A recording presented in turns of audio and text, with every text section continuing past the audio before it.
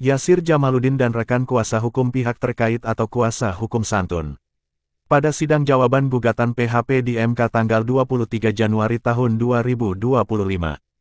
Yang diajukan oleh pihak lanjut saja ke pokok permohonan. Pokok permohonan.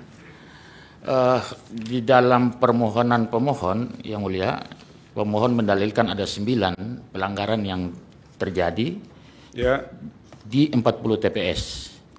Yang menurut pemohon mencemarkan 13.197 suara. Secara umum kami ingin menjelaskan bahwa di 40 TPS ini sudah berjalan dengan baik, dihadiri oleh penyelenggara, pengawas, dan para saksi. Dan seluruh dokumen terkait dengan hasilnya sudah ditandatangani oleh para saksi. Baik di TPS maupun di distrik? Ya, itu pun sudah kami ajukan bukti-bukti, Yang Mulia. Ya. Kemudian hal-hal lain yang tadi mungkin kurang lebih sudah dijelaskan oleh KPU, hampir sama. Bapak udah komunikasi dengan Pak Peter L. nggak, belum ya? Saya kurang kenal dengan beliau. Kurang kenal atau tidak kenal, Pak? Lihat di televisi aja, Yang Mulia, karena sering menonton beliau di televisi. Lanjut.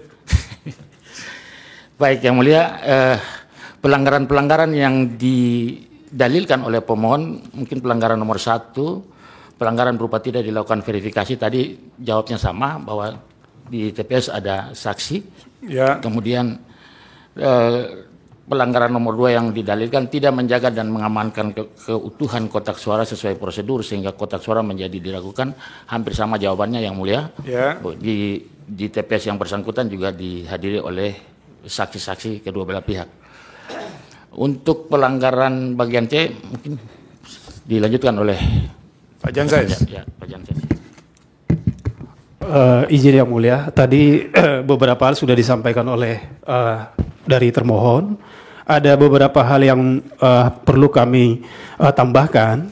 Satu, tentang dalil tuduhan di bawah umur. Setelah kami melakukan proses inzage, ternyata di bawah umur yang satu orang itu adalah dalil satu orang itu adalah tidak benar karena ada di DPT. Itu sudah kami buktikan, Yang Mulia.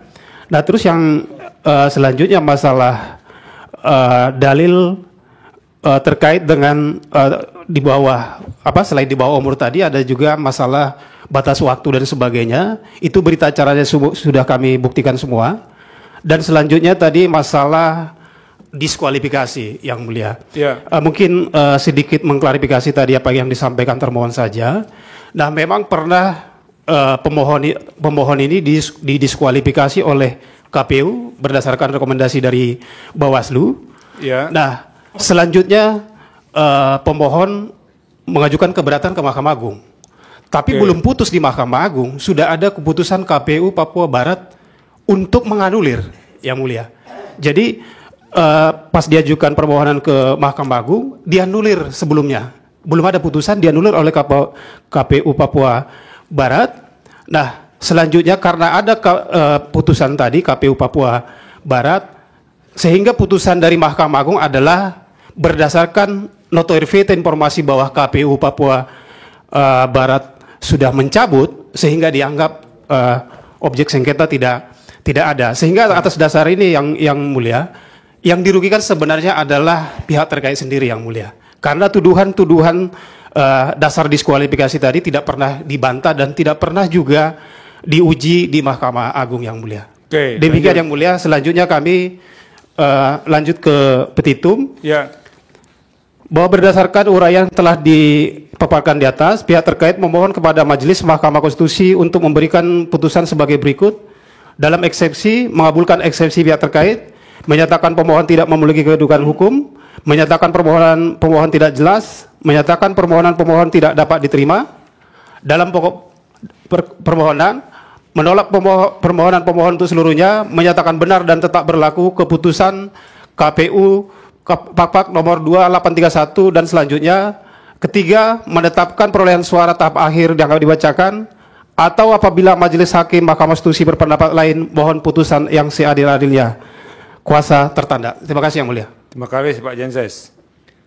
Bawaslu, silakan. Info berita yang dapat menemani Anda, M. Irwan segenap kru Sokaman News yang bertugas undur diri.